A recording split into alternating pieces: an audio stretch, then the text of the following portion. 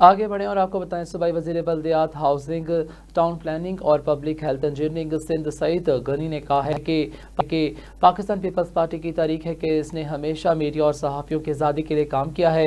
Karachi press club کے 700 سے زائد نئے ممبران کے پلاٹس کی سمری بھی منظوری کروانے کے لیے بھیج دی گئی ہے۔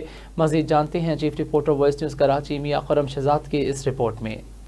صوبائی وزیر بلدیات، ہاؤسنگ، ٹاؤن پلاننگ و public health engineering Saeed Ghani نے کہا کہ پاکستان پیپلز پارٹی کی تاریخ ہے کہ اس نے ہمیشہ میڈیا اور صحافیوں کی آزادی کے لیے کام کیا ہے۔ اس موقع پر D G M D A اور D G L D A اور دیگر افسران بھی موجود تھے۔ پاکستان پیپلز پارٹی نے ہمیشہ صحافیوں کے مسائل اور ان کو سہولیات فراہمی کو یقینی بنایا ہے۔ کراچی پریس کلب کے ممبران کو ماضی میں بھی رہائشی پلاٹس، پریس کلب کے لیے گرانٹس میں دیگر اہم کام کیے ہیں، کیونکہ ہم سمجھتے ہیں کہ صحافی ایک ایسا طبقہ ہے جو اپنی جان کی پرواہ کیے بغیر حق اور سچ کی بات عوام تک پہنچا۔ سعید غنی نے کہا کہ پاکستان صحافیوں کے لیے خطرناک شمار کیے جانے والے ممالک میں شمار ہوتا ہے۔ انشاءاللہ میری اولین ترجیح ہوگی کہ آپ نے جن مسائل اور بالخصوص 700 نئے ممبران کے پلاٹس کا ذکر کیا اس پہ جلدی کام کروں گا۔